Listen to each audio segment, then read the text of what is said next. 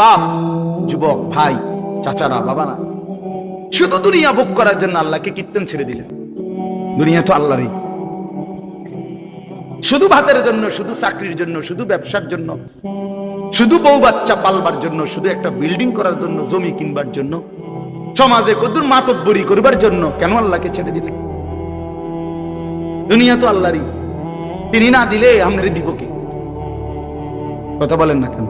ওয়ায়াজআলুকুম খুলাফা আল আরদ, আল্লাহ বলেন আমার প্রতিনিধি হিসাবে জমিনে থাকবার সুযোগ আমি আল্লাহ করে থাকি। আমি নিরাপত্তা দিলেই তুমি ভালো থাকো, আমি নিরাপত্তা না দিলে তোমার বেল নাই। কথা বলেন না কেন?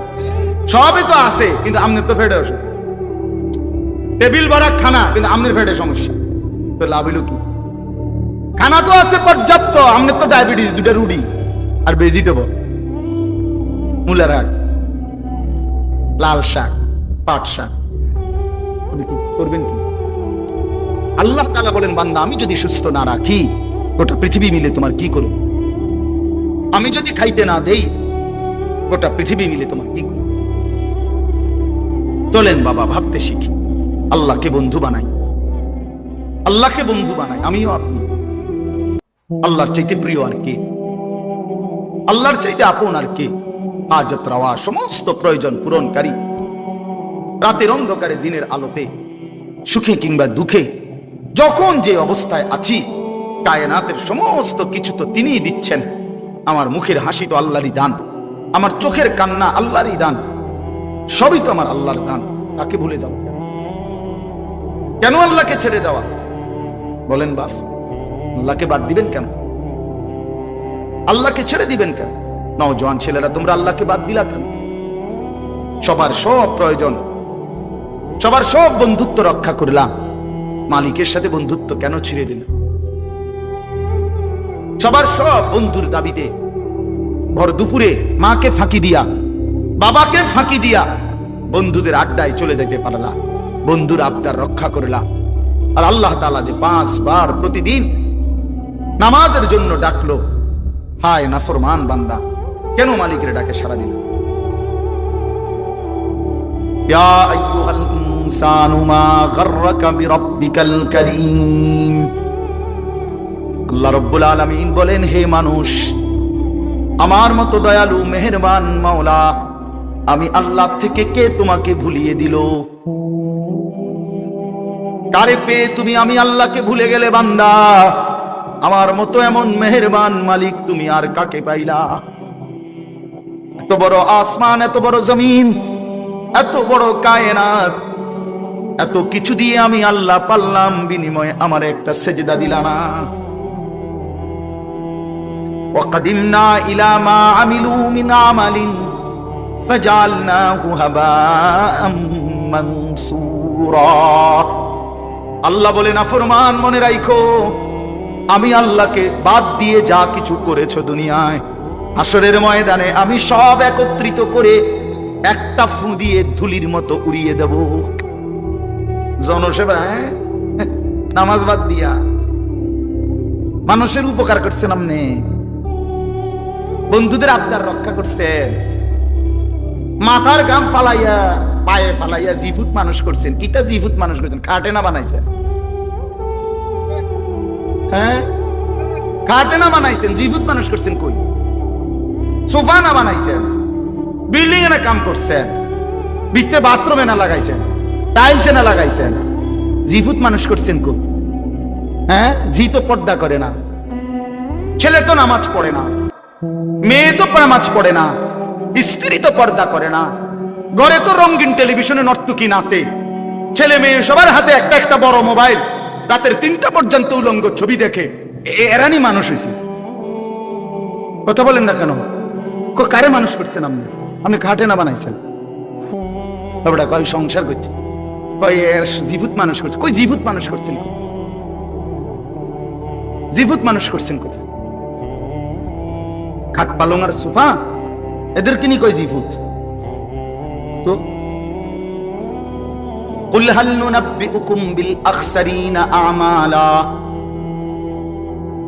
الذين ضل سعيهم في الحياة الدنيا وهم يحسبون أنهم يحسنون صنعا। আল্লাহ বলে নবী, যে সমস্ত মানুষের সারা জিন্দেগীর আমলগুলো বরবাদ, আমি কি তা আপনাকে বলবো? আপনি বলে দেন, আল্লাযীনা যাল্লা সাইয়ুহুম ফিল হায়াতিদ দুনিয়া। আল্লাহ বলে, যারা তাদের দুনিয়ার জিন্দেগিটা আমি আল্লাহ থেকে পথভ্রষ্ট হয়ে মেহনত করলো, আল্লাহকে বাদ দিয়ে কিসের নামাজ, কিসের হালাল, কিসের হারাম, জায়েজ কি, বৈধ কি, করণীয় কি, কিচ্ছু বাদ নাও, আল্লাহর হুকুম, রাসূলের হুকুম, কোরআনের হুকুম তবে না, ওই সমস্ত মোল্লা মুন্সির কথা বাদ দাও, সব বাদ দিয়ে যে দুনিয়ার জীবনটা দিবা নিশি যে মেহনত করছে, সাই করছে, কষ্ট করছে, মেহনত করছে, আল্লাহ তাআলা বলেন সে তো মনে মনে ভাবছে আমি অনেক ভালো কাজ করেছি। আল্লাহ তাআলা বলেন সে খাসারা খাসারা খাসারা, loss loss loss, everything loss. আসলে সে আখসারিনা আমালা, আসলে সে তার সমস্ত মেহনত বরবাদ কি করেছে। বাপ বলেন না কেন? ছেলের আফসোস করতে, বাবারা আপনারাও আফসোস করতে, আমিও আফসোস করতে। আল্লাহর দেওয়া এই সুন্দর হায়াত কেন নষ্ট করে দিলেন? কেন বরবাদ করে দিলেন? অবশ্যই আফসোস করতে হবে। এই জন্য আল্লাহকে বাদ দিতে নাই, আল্লাহকে ছাড়তে নাই। বন্ধু ও ভাই, জায়গা হয় না, জায়গা একটু জায়গা করে দেন। আরেকজনের জায়গা করে দিলে আল্লাহ নিজে ওয়াদা দিছে, বান্দা আমি তোমাকে জায়গা দেব। কোরআন শরীফের আয়াত, এটা বিশ্বাস করেন। আল্লাহ বলছে তুমি আমার বান্দারে জায়গা দিও, আমি তোমারে জায়গা দেব। আসেন একটু আগায় আসেন, আগান সবাই, একটু নড়ে চড়ে বসেন, দ্রুত করেন, দ্রুত দ্রুত জলদি। ওই অনেকে চা এদিকে এদিকে আগ করে করে চা খেকেটা খেটা লড়ে। আমি তো লড়ি না, হুজুরের কথা শুনি না, আর কেউ শুনিনি কোনো। এটা এক ধরনের গাদ্দারি। হ্যাঁ হ্যাঁ, কিছু মানুষ আছে মানে তেরা মানুষ, আমি লড়তাম না। আমাদের মতো এত কত ভালো হুজুর দেখছি, মিয়া লড়ছি না। আরো কত মোটা তাজা হুজুর দেখছি, আপনি দেড়বিরিয়া বেড়া আইসেন, আমার লড়াই নেই। আশ্চর্য, আমি অনেক সময় এটা দেখি, অনেকের এই বদ অভ্যাস। একটু মানে হে জায়গা আমি লড়তাম না, চাই আর কোনো বেকুবে লড়েনি। কোন সময় এটা করবেন? আপনি লড়বেন, আপনারে বলছে, ঠিক কিনা বলেন না কেন? আপনি আরেকজনেরটা চাইবেন কেন? আল্লাহ নিজে বলছে তো, বিশ্বাস করে। ফাফসাহু ইয়াফসাহিল্লাহু লাকুম। আরে বান্দা, তুমি আমার বান্দার জন্য জায়গা ছেড়ে দাও, আমি আল্লাহ তোমার জন্য জায়গা দিয়ে দেব। আপনি দিবেন 1 বিঘত, আল্লাহ দিবেন 10 দুনিয়া বরাবর জান্নাত। এটা অনেক বড় নেক আমল, নেক আমল। অন্যের জন্য সম্পদ ছেড়ে দাও, এই দুনিয়াবি ক্ষেত্রেও। আত্মীয় স্বজন, চাচা, মামা, ফুফা, চাচতো ভাই, আপন ভাই, ভাতিজা, আহারে আল্লাহ, 1 বিঘত জায়গা ছেড়ে দিলে বেচারা রাস্তাটা হয়ে যায়। এই শুধু এই সুপারি গাছটা কাটটা দিলে, নারকেল গাছটা কাটটা দিলে, আপন ভাতিজা তার বাড়িটার মধ্যে ঢুকতে পারে না, দিত না। এমন ডাকাত 90 বছর বুড়া বাঁকা হইয়া গেছে, কিন্তু এই ডাকাইতে এই জায়গাটা ছাড়তো না, দিতাম না, কইছি দিতাম না, দিতাম না। হ্যাঁ না, কবরও তো নিত না, এ তো জানি কবরে নিবে না, না এটা দিতাম না, কইছি দিতাম না, দিতেন না, দিতাম না, কইছি দিতাম না।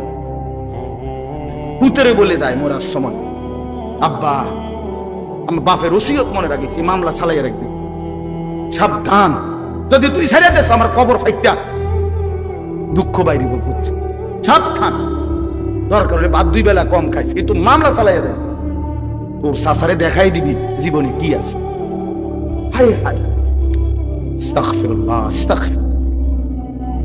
রাসূলুল্লাহ সাল্লাল্লাহু আলাইহি সাল্লামের কাছে একবার এক সাহাবী নবীজিকে এসে জিজ্ঞেস করছে, ইয়া রাসূলুল্লাহ, আমি 4টা দিরহাম, 4টা টাকা মানে 4টা রৌপ্য মুদ্রা আল্লাহর রাস্তায় দান করছি। একটা একজন এতিম গরিবকে দিছি, একটা একজন বিধবা নারীকে দিছি, একটা আল্লাহর রাস্তার মুজাহিদকে দিছি, একটা আমার আপন আত্মীয় দুর্বল তাকে দিছি। এই 4টি দিরহামের মধ্যে নবী আমি জানতে চাই, এই 4 টাকার মধ্যে সর্বোচ্চ উত্তম বেশি সওয়াবওয়ালা কোনটা? আল্লাহর কসম নবী বলছে যে তুমি তোমার আত্মীয়কে, আপন স্বজনকে যেই টাকাটা দিছো, এটা হলো এই চারটার মধ্যে সর্বশ্রেষ্ঠ। আপন জনকে যেটা দিছো। হযরত তালহা রাদিয়াল্লাহু তাআলা আনহু ওনার সবচেয়ে প্রিয় বাগানটা আল্লাহর রাস্তায় দান করে দিয়েছিলেন নবীজির জামানায়। সাহাবী নবীজি দান করে দেওয়ার পর নবীজি বলছে, শোনো, এটা তুমি তোমার আপন আত্মীয় স্বজনের মধ্যে বন্টন করো। না, এতেরে দিত না, সাজতো ভাই যে বাইফুত যে দিত না, তারে দিত না। ওই গিয়া আমনের এন থেকে গিয়া দাউদকান্দি গিয়া 30,000 টাকা দিয়া স্লোগান নিয়ে আই করে ও হেনে গিয়া দিছে 50,000 টাকা। জনাব অমুক 50,000 মার হাবা, আবারে মার। হ্যাঁ হ্যাঁ, ওইখান থেকে স্লোগান নিয়ে আসছে, কিন্তু এই আপন জনকে 500টা টাকা দিবেন। এই অনেক মানুষের এই বদভ্যাস আছে। হ্যাঁ, এটা জরুরি মিয়া, আত্মীয়ের হক আদায় করা। ওই যে মৌলানা এখন বললেন, রিজিকের বৃদ্ধির জন্য এটা একটা আমল গুরুত্বপূর্ণ, হায়াতের বৃদ্ধির জন্য, জীবন সুন্দর হওয়া, জীবন হায়াত দীর্ঘ মেয়াদি হওয়া, দীর্ঘ হায়াত পাওয়ার জন্য একটা আমল। রিজিক প্রশস্ত, আইয়াবসুতা ফি রিজকিহি মান আহাব্বা। নবীজি বলছে, যে চায় তার রিজিক প্রশস্ত হোক এবং তার হায়াত বেড়ে যাক, ফালিয়াসিল রাহিমাহু, সে যেন তার আপন আত্মীয়ের সাথে উত্তম ব্যবহার করে, এটা তার রিজিক বাড়াবে। যাই হোক, কথার প্রসঙ্গে বলি, টাকা বাপ, আমার অনুরোধ, কারো 1 বিঘত সম্পত্তি আল্লাহর কসম, আল্লাহর দোহাই অন্যায় ভাবে রাইখেন না নিজের ছেলে মেয়ের জন্য। ওরা পারবে এই 1 শতক জমি ছাড়াও আমাদের জিফুত চলতেন। এই 1 শতক জমি মিথ্যা করে নিয়া নিজের আখিরাত বরবাদ করলেন, ওদেরকেও বরবাদ করলেন।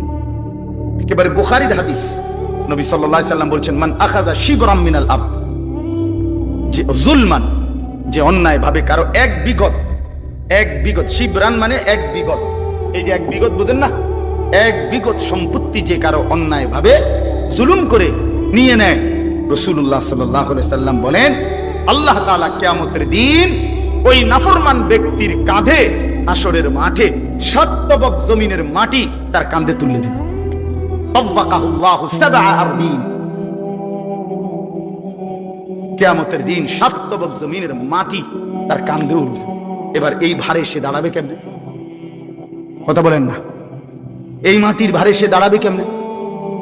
বিচারের জন্য দাঁড়াবে কিভাবে? আল্লাহ আমাকেই মাফ করে দেন, আমাদের সবাইকে মাফ করে দেন। বাবা আমার, বন্ধু আমার, ভাই আমার, চাচা আমার, নওজোয়ান সাথী আমার, সবার কাছে আমার এটাই কথা। আমি আসলে ওই খুব গুছাইয়া, খুব তাহকিকানা আন্দাজে বলতে পারি না।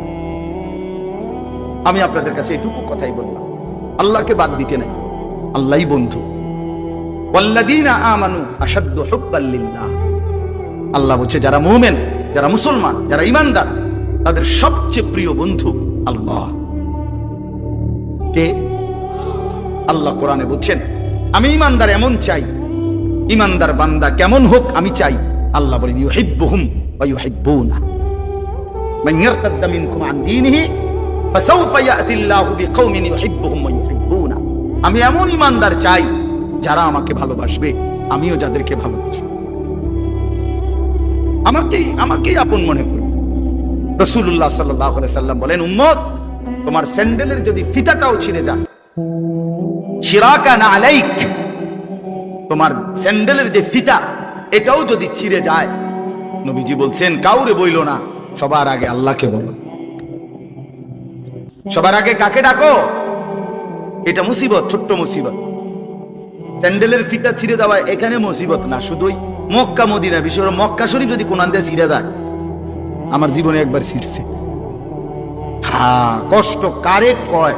শুধু 1 জোড়া জুতা কেনার জন্য হারাম শরীফের সীমানাটার থেকে দোকানটা পর্যন্ত গেছি, আমার পাওটা মনে হয় যেন পারতালটা জ্বলে গেছে। 1 জোড়া জুতার জন্য দৌড় দিছি, দৌড়াইয়া গেছি, কোনো আইটটা না, এত গরম এটা নিচে। কথা বুঝছেন? তখন বুঝা গেছে স্যান্ডেলের ফিতা ছিঁড়ে দেওয়াটা কি পরিমাণ মুশকিল। মানে ফিতাইটা ছিঁড়ে গেছে, এখন হাঁটতে পারতেছি না। এখন আন্দাজে আরেকজনের জুতা কিনে গেতে কি যে জুতা চুরি করে নিলাম, এর কোনো সুযোগ আছে? তো খালি পায়ে দৌড়ে গেছি ওই দোকান বাহিরে, মানে সীমানা পার হইয়া তো দোকানে যাইতে হবে, কোনো একটা দোকান থেকে না এক জোড়া জুতা কিনা, এক জোড়া স্যান্ডেল কিন। তখন দেখছি মানে পাউটা যেন পুড়ে গেছে শুধু। এই জন্য আল্লাহ নবী সাল্লাল্লাহু আলাইহি সাল্লাম বলেন, তোমার যদি স্যান্ডেলের ফিতাটাও ছিঁড়ে যায়, সবার আগে ডাকবে কাকে? আল্লাহকে ডাকবে, আল্লাহকে। আম্মান ইউজিবুল মুত্তাররা ইযা দাআহু ওয়া ইয়াকশিফুস সুআ।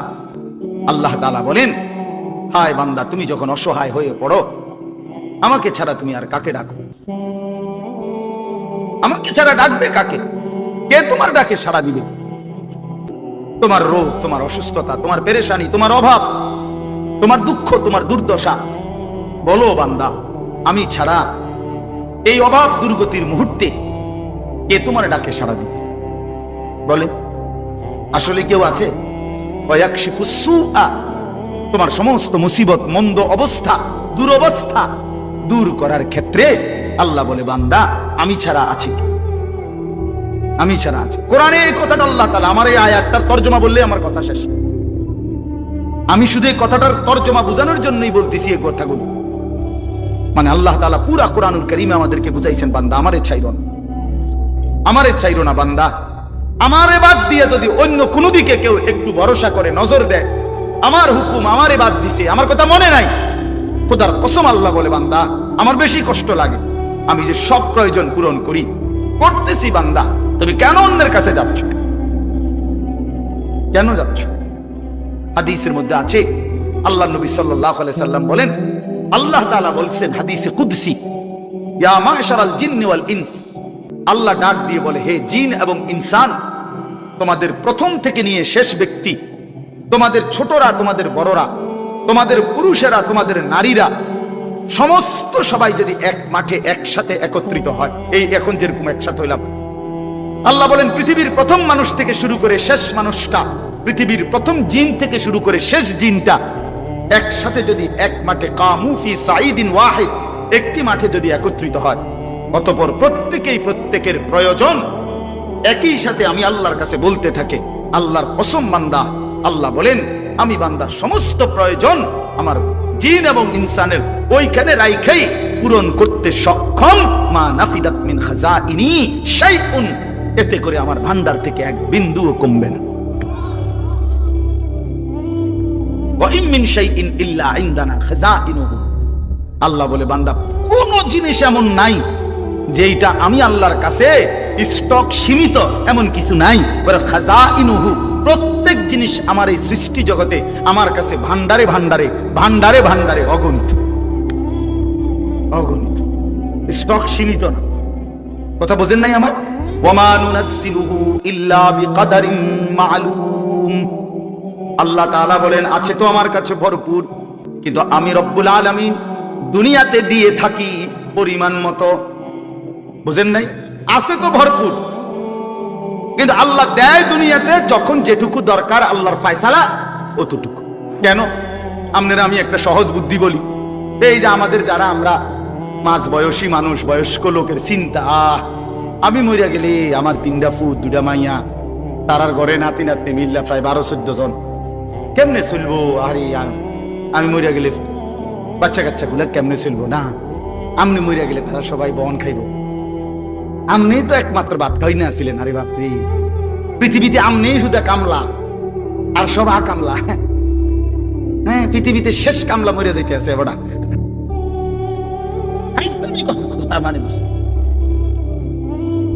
আপনি কি কইতেন এটা? কি বললেন? আমনে স্যার আর কেউ কাম করি না নাই পৃথিবীতে, আর সব সিরা চাবে বইবে বন দিয়ে চা দিয়ে ভিজে খায়। তো আল্লাহ তাআলা বলে, বান্দা আচ্ছা ঠিক আছে, তুমি যেহেতু ভাবতেছো তোমার এই 15-16 জন জি ফুত নাতি নাতি কেমনে চলবো, কেমনে খাইবো, তো আল্লাহ বলেন আচ্ছা বান্দা একটা কাম করো, তারা প্রত্যেকেই মনে করেন 12 জন, আচ্ছা কথার কথা তারা 60 বছর করে বাঁচবো, তো 6-12-72 720 বছর। 720 বছরে যা আলু লাগবো টাগো এটি আমি দিয়ে লাই একসাথে। হ্যাঁ, এটি তুইব না, এই যে চাচা করে দেখছে, শুধু আলুটি একদম কই আমনে আগামী 30 বছরের আলুড়ি যদি দিয়ে আলাই আপনার ঘরের, আপনি এটি থইবেন কই? তারপরে পেঁয়াজ, এরপরে রসুন, আদা, বুঝেন নাই কথাটা? আল্লাহ তাআলা বলে, বান্দা তো তুমি এরকম করো কেন? তুমি যে বলতেছো কেমনে চলবে ভবিষ্যতে, কতদিন ভবিষ্যৎ তুমি বলতেছো? তুমি ভবিষ্যৎ বলতে কয় বছর বুঝছো? তুমি কি জানো? তুমি জানো তার হায়াত কতক্ষণ? তুমি কেন ভবিষ্যৎ নিয়ে পেরেশান? ভবিষ্যৎ কি আবার? দুনিয়ার আবার ভবিষ্যৎ কি? দুনিয়া পুরাটাই বর্তমান, ভবিষ্যৎ শুধুই আখিরাত। ভবিষ্যৎ শুধুই কি? আখিরাত, আখিরাত, আখিরাত, আখিরাত, আখিরাত। ভবিষ্যৎ শুধুই আখিরাত।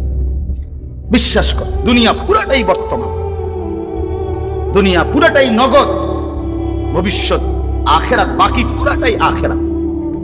এই জন্য আল্লাহ তাআলা বলেন, আমি প্রয়োজন মাফিক দেই। তোমার কথা মতো যদি আমি সবকিছু একসাথে দিয়ে এলাই, এটি তুইবা কই, রাখবা কই, সংরক্ষণ করবা কেমন? পারতা না তো বান্দা, সম্ভব না। এই জন্য চলেন, আমার কথা শেষ। আমি একটু আসতে দেরি করছি, আমার একটু কাজ ছিল, এই জন্য আমি আপনাদের কাছে এই কথাগুলোর অর্থ হইল, মেহেরবানি করে আল্লাহর ওয়াস্তে দয়া করে আমি আপনি প্রত্যেকে, ভাই আমার, বন্ধু আমার, বাবা, কেউ না, জওয়ান ভাই তোমরাও না, আল্লাহকে বাদ দিও না। কেন নামাজ ছেড়ে দিবেন? কেন হালাল রোজগার ছেড়ে দিলেন? আল্লাহ থেকে নিজেকে কেন আলাদা করে নিলেন? রাসূল থেকে কেন নিজেকে বিচ্ছিন্ন করলেন? এটা উচিত না। আল্লাহ তাআলা একটা উদাহরণ দিছে এখানে, এই কথাটাই শেষ। আল্লাহ বলছে, বান্দা, আমারে বাদ দিয়ে তুমি যারে বন্ধু বানাইলা, আপন বানাইলো, আল্লাহ বলে, যে কোনো ব্যক্তি আমি আল্লাহকে বাদ দিয়া নিজের বাজার, নিজের ব্যবসা, নিজের ঘর, নিজের সংসার, নিজের ছেলের বিদেশ, নিজের ক্ষমতা, নিজের দল, নিজের নেতা, নিজের কর্মী, নিজের বাহিনী, নিজের শরীর, নিজের স্বাস্থ্য, নিজের যৌবন, যে কোনো কিছুকে, ব্যক্তি হোক বস্তু হোক, যে কোনো কিছুকে আমি আল্লাহকে বাদ দিয়ে যে ধরলো, বন্ধু বানাইলো, সেই ব্যক্তি হলো, আল্লাহ বলে, সে যেন একটা মাকড়সা। সে যেন কে কে ওই মানুষটা হলো একটা কি? মাকড়সা, মাকড়সার মতো। কেমন মাকড়সা? ইত্তাখাযাত বাইতান, যে মাকড়সা বড় যত্ন করে একটা ঘর বানাইছে। আল্লাহ বলেন, আর তুমি তো জানোই এই পৃথিবীর সবচেয়ে দুর্বল ঘর মাকড়সা। একটু বাতাস মাকড়সার ঘরটা চিরাবিরা ফেলে। 6 মাসের বাচ্চাও যদি হাতালগি দেয়, মাকড়সা কি হয়ে যায়? ঘর ভেঙে যায় কিনা বলেন না কেন? মাকড়সা আপনারা চিনছেন না? এই যে হাতির মতো যেটা, এটা না চুট্টু, ঠিক না? এই ছোট্ট এইটার ঘরটা কি যত্ন করে সুন্দর করে সে বানায়। একটু বাতাস, মা বোনদের একটা ঝাড়ুর একটু বাড়ি, খালাস করলো, খালাস। Bedroom, drawing room, dining room, kitchen room, কিচ্ছু নাই, কিচ্ছু নাই, সব শেষ। আল্লাহ তাআলা বলেন, এইবার দেখেন, আল্লাহ বলেন, মাসালুল্লাযীনা ইত্তাখাযু মিন দুনিল্লাহি আউলিয়া, আমি আল্লাহ উদাহরণ দিচ্ছি, যে বা যারা আল্লাহকে বাদ দিয়ে অন্য কিছুকে বন্ধু বানালো, কামাসালিল আনকাবুত, সে যেন একটা মাকড়সার মতো। ইত্তাখাযাত বাইতান, মাকড়সা যেমন একটা ঘর বানাইলো, মাকড়সার ঘর। এই লোকটাও আমি আল্লাহকে বাদ দিয়ে একটা মাকড়সার ঘর বানাই। ওয়া ইন্না আওহানাল বুয়ুতি লা বাইতুল আনকাবুত, আল্লাহ তাআলা বলেন, আর মনে রেখো, নিশ্চয়ই সবচেয়ে দুর্বল ঘর মাকড়সার ঘর। লাউ কানু ইয়ালামুন, হায় বান্দা, যদি বুঝতা, যদি বুঝতা, তোমার চোখে দেখা মাকড়সার ঘর দুর্বল, ঠিক তুমি এটা বুঝে নাও যে আমি আল্লাহরে বাদ দিয়ে তুমি যেটাই ধরছো এটা দুর্বল, এটা মাকড়সার ঘরের মতো, এটা টিকবে না, এটা টিকবে না, এটা টিকবে না। 30 বছর পরেও আল্লাহকে বাদ দিয়ে যেটার উপরে ভরসা করেছিলা, 30 বছর পরে হলেও এটা থাকবে না, 100 বছর পরে হলেও থাকবে না, 16 বছর পরে হলেও থাকবে না। কারো উপরে ভরসা করো না, ভরসা শুধুই আল্লাহর উপরে।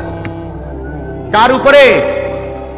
শুধুই আল্লাহ, শুধুই আল্লাহ। কোন দল, কোন ব্যক্তি, কোন রাষ্ট্রনায়ক, কোন প্রধানমন্ত্রী, কারো উপরে ভরসা করো না, কারো কারো উপরে।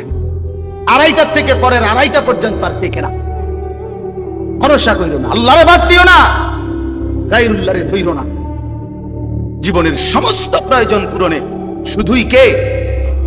ইন্নাল্লাহা ইয়ালামু মা ইয়াদউনা মিন দুনিহি মিন শাই, আল্লাহ তাআলা বলেন, আমারে বাদ দিয়ে যেই কোনো বস্তুকে ধরলা আমি জানি সব। কে কাকে ধরলা, কে কার কাছে গেলা, আজকে 12 বছর জিফুত হয় না, এবার গেছে মাজারে। মাজারে যাই কি করছে, গাছের মধ্যে লাল হুতা বাঁধছে। কি ব্যাপার, সুতাইটা বাঁধলেন কেন? জিফুতে লেগে। আমি একবার একজন, বিশ্বাস করেন, আমি একজনরে বলছি না হাসতে হাসতে, ভাই রশি না বাঁধা, লাল সুতা না বাঁধা বেডিটারে বাঁধলে ভালো ছিল না? যে বেডির বাচ্চা হয় না, এই বেডিরে কত টাঙ্গাইয়া তোমরা বিকতে, কথা বলেন না, হুতা বাঁধেন কিনতেন। আস্তাগফিরুল্লাহ, আস্তাগফিরুল্লাহ। আল্লাহ তাআলা বলেন, বান্দা নিশ্চয়ই আমি আল্লাহ, আমাকে বাদ দিয়ে যে কোনো বস্তুকে ডাকলো ধরলো আমি জানি। আল্লাহ জানে, আল্লাহ দেখে। ওয়াহুয়াল আজিজুল হাকীম। আর আল্লাহ বলেন, শুনে নাও বান্দা, সব কিছুর মোকাবেলায় আমি হচ্ছি একমাত্র প্রকৃত ক্ষমতাবান। আল হাকীম, আমি হচ্ছি মহাজ্ঞানী।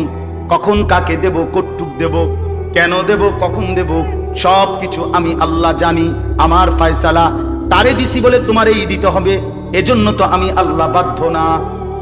হ্যাঁ, কথা বলেন না কেন? বাধ্য তো। আল্লাহ হেতরে দিলেন, আমারে দিলেন না, তো তোমারে দিলেন না, কি অসুবিধা কি? হ্যাঁ, তোমার সমস্যা কি? তোমার কোনটা? কথা বোঝেন নাই? আমাদের নিজের কিছু আছে, তো আমি আমার অধিকার চাওয়ার কি? আল্লাহর দয়া না চাইবেন, আপনি অধিকার চাইবেন কিভাবে? আল্লাহ আপনি আমার দিচ্ছেন না কেন? কিটা দিত না? তোমার কি? আমি এত কষ্ট করি, তো তুমি এত কষ্ট করো কা? তুমি শুনিয়া না দেখবা, বুঝেন? তার মানে আল্লাহ তাআলা বলেন, আমি হাকিম, আমি জানি বান্দা কাকে কি দেব, কখন দেব, কটুক দেব, এটা শুধু আমারই ফয়সালা। অতএব তুমি তুমি তুমি তাকিয়ে থাকো আমার দিকে, চাইতে থাকো আমার দিকে, বলতে থাকো আমার দিকে।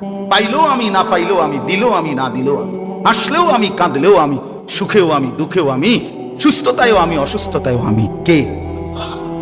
ওয়াতিলকাল আমসালু নাদরিবুহা লিন-নাস। আল্লাহ বলেন, এভাবেই আমি মানুষদের জন্য দৃষ্টান্ত দিয়ে থাকি। যেমন এখানে দিলাম মাকড়সা। আল্লাহ বলেন, আমারে বাদ দিয়ে মাকড়সার ঘর বানাইও না। দুনিয়া পুরাটা মাকড়সার ঘর। আমার বন্দিগি, আমার হুকুম, আমার বিধান, আমার রাসূলের তরিকা বাদ দিয়ে যা করলা, যেন তুমি মাকড়সার ঘর বানাইলা। কিছুক্ষণ পরেই দেখবা কিছুই নাই, কিছুই নাই। ওমা ইয়াকিলুহা ইল্লাল আলিমুন। আল্লাহ বলেন, এই কথাগুলো তারাই বুঝবে যাদের কাছে কোরআন এবং সুন্নাহর ইলম আছে। কি আছে?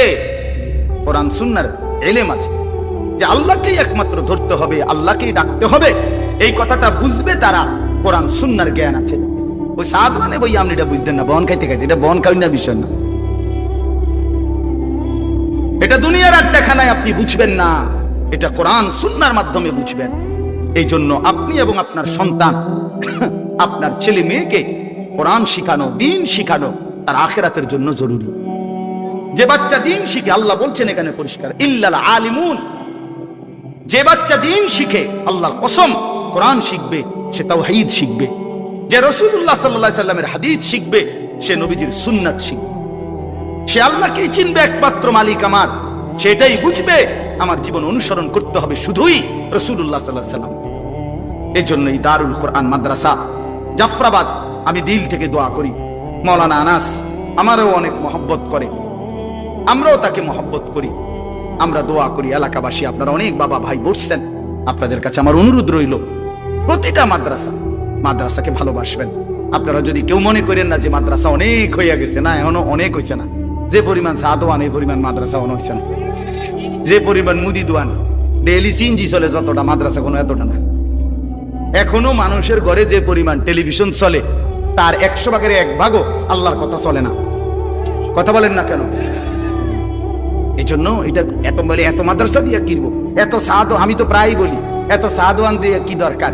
একটা বড় 500 লিটারের গাজি টাঙ্কি কিন না, এটার ভিতরে চা বানাই একবারে 4 রাস্তার মাথা বসাই দিলে দেওয়া, তাহলে তার এই ছোট ছোট কেটলি এটির দরকার লাগে না। একটা গাজি ট্যাঙ্কিতে তো মোটামুটি ইউনিয়ন কাবা 500 লিটারের চা, বাহ, আরামসে 2-3 দিন খাইতে পারবে। কথা বলেন তো, তাইলে এতগুলো মুদি দোকানের কি দরকার? হ্যাঁ, এতগুলো চা দোকানের কি দরকার? এই জন্য এটা কোনো কথা না যে এত মাদ্রাসা কি দরকার। আল্লাহর কথা প্রতিদিন দরকার, আল্লাহর কোরআনের খেদমত আরো দরকার, গলিতে গলিতে দরকার, মোড়ে মোড়ে দরকার। এজন্য ইনশাআল্লাহ এই দারুল কোরআন মাদ্রাসাকেও আপনারা ভালোবাসবেন, বলেন ইনশাআল্লাহ। প্রত্যেকেই মাদ্রাসা, মসজিদ, উলামা আল্লাহর দ্বীনের সাথে জুড়ে থাকবেন, আল্লাহকেই আপন বানাবেন। আল্লাহ তাআলা আপনাদেরকে তৌফিক দান করেন। আমার বাবা, আমার ভাই, অনুরোধ আমার, আমি মুসাফাও করব না, আমার আরেকটা মাহফিল আছে, আপনারা মেহেরবানি করে আমার বিরক্ত করেন না, উঠেন না। মাওলানা অনেক সুন্দর বয়ান করে, বিশ্বাস করে আপনারা শুনে দেখেন। মাওলানা বয়ান করবে, এরপরে আপনাদেরকে সাথে নিয়ে দোয়া করবে, এরপরে আপনারা একসাথে যাইয়েন। আল্লাহ তাআলা আপনাদের সবাইকে ভালো রাখেন, কল্যাণ করেন। আমার মাদ্রাসা ময়নামতি সাহেবের বাজার প্রতি মাসের দ্বিতীয় শনিবার মাসিক ইসলাহি মাহফিল হয়। আগামী মাসের